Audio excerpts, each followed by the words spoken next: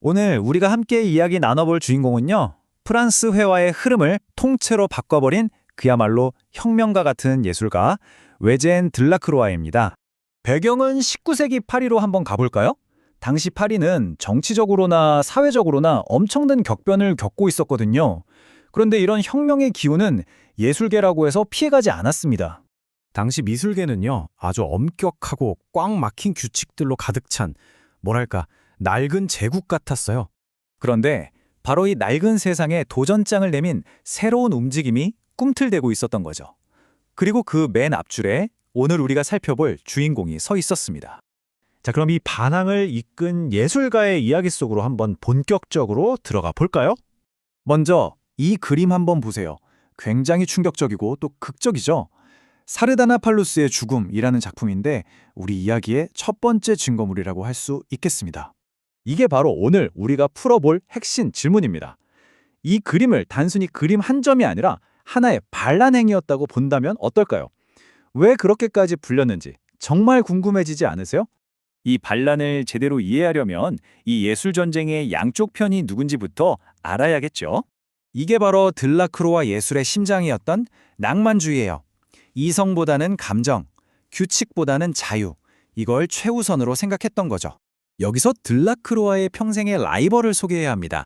바로 신고전주의의 수호자, 장 오기스트 도미니크 앵그르죠. 앵그르에게 선은 모든 것이었어요. 그림의 뼈대 같은 거였죠. 모든 형태는 완벽하고 깔끔하게 정돈되어야 했어요. 하지만 들라크로와는요, 아니다, 색채가 바로 감정이다 라고 외친 거예요. 이 둘의 대립은 단순히 그림 그리는 스타일 차이가 아니었어요. 질서 잡힌 이성적인 세상을 그릴 거냐, 아니면 격정적이고 혼란스러운 인간의 내면을 그대로 드러낼 거냐 하는 정말 근본적인 철학의 대결이었습니다. 자, 그렇다면 들라크로아는 도대체 어떤 무기를 가지고 이 전쟁에 나섰을까요? 그의 혁명적인 도구 상자를 한번 열어보겠습니다. 들라크로아가 신고전주의라는 거대한 성벽에 맞서기 위해 꺼내든 무기들이에요. 강렬한 색채, 규칙을 파괴하는 구도, 격정적인 주제, 그리고 살아 숨쉬는 듯한 붓터치까지 하나하나가 다 기존의 규칙에 대한 반항이었죠. 그의 가장 강력한 무기는 뭐니 해도 바로 색채였습니다. 그는 선명하게 대비되는 색깔들을 과감하게 사용해서 그림의 생동감과 감정을 불어넣었어요. 옛날 화가들의 눈에는 이게 그냥 지저분하고 뭐랄까 덜 그린 그림처럼 보였던 거예요. 그는 그림의 주제로도 규칙을 깨버렸어요. 조용하고 우아한 신화 속 이야기 대신에 셰익스피어나 단테의 작품에서 영감을 받은 격렬한 드라마, 혹은 지금 바로 눈앞에서 벌어지는 혁명과 전쟁 같은 그런 사건들을 화폭에 담았던 거죠. 이제 들라크루아가 이 무기들을 가지고 실제 전장에 나선 모습을 한번 보시죠. 당대 최고의 미술계 쇼다운, 바로 파리 살롱에서 벌어진 3번의 큰 전투를 통해서요. 그의 첫 번째 논란작입니다. 이게 왜 충격적이었냐면요. 보통 전쟁 그림은 영웅이 멋지게 이기는 장면을 그리잖아요. 근데 이 그림엔 그런 게 전혀 없어요. 영웅도 없고 승리도 없고 오직 고통과 절망에 빠진 사람들만 가득하죠. 관객들은 그림을 보면서 통쾌함이 아니라 현실의 참혹함과 마주해야만 했던 겁니다. 당연히 기성 세력은 난리가 났죠. 이런 혹평까지 나왔다니까요.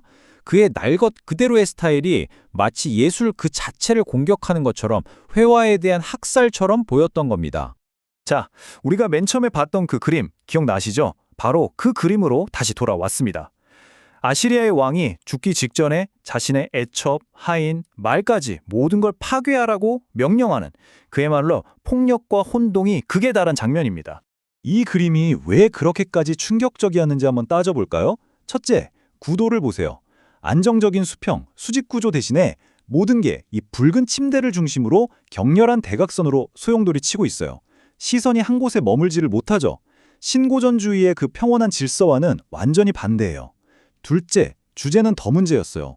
폭력과 에로티시즘이 뒤섞인 이 주제는 당시 도덕적인 잣대로는 거의 타락한 예술로 취급받았죠. 살롱 심사위원들조차 너무 파괴적이다라고 했을 정도니까요. 하지만 낭만주의자들에겐 모든 규칙을 깨부순 최고의 걸작이었습니다. 그리고 마침내 그의 가장 유명한 작품이자 혁명 그 자체의 아이콘이 된 그림입니다. 이건 먼 옛날의 신화가 아니에요. 바로 1830년 파리에서 일어난 7월 혁명이라는 동시대의 사건을 다루고 있죠. 들라크로아의 진짜 천재성이 바로 여기서 드러나요. 자유라는 눈에 보이지 않는 개념을 그냥 아름다운 여신으로만 그린 게 아니에요. 보세요. 맨발의 옷은 좀 거칠고 총을 든 모습이 현실의 민중과 다를 바 없죠. 그리고 그녀 옆에는 부르주아, 노동자, 어린 소년까지 각계각층의 사람들이 함께하고 있습니다. 신이나 영웅만이 역사의 주인공이 될 수 있다는 규칙을 깨고 이름 없는 민중을 역사의 중심으로 끌어올린 위대한 선언이었던 겁니다. 자, 그래서 결과는 어떻게 됐을까요? 이 바나가 과연 전쟁에서 이겼을까요? 그의 승리가 미술사에 남긴 엄청난 영향을 한번 살펴보겠습니다.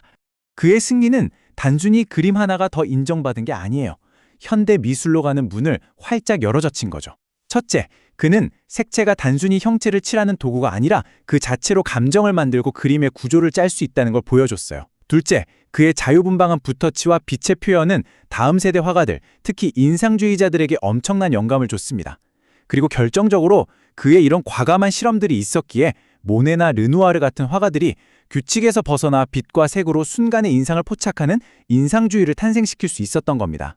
그는 평생 동안 그린 그림만 800점이 넘는다고 해요. 수천 점의 스케치는 빼고요. 정말 그 열정이 얼마나 대단했는지 짐작이 가시죠? 바로 이 끊임없는 창작욕이 그를 미술사의 거장으로 만들었습니다. 마지막으로 이런 질문을 한번 던져보고 싶네요. 위대한 예술이란 과연 우리를 편안하게 해주는 질서를 보여줘야 하는 걸까요? 아니면 때로는 불편하더라도 삶의 그 격렬하고 아름다운 혼돈을 똑바로 마주하게 해야 하는 걸까요? 들라크로아의 예술이 우리에게 던지는 질문입니다.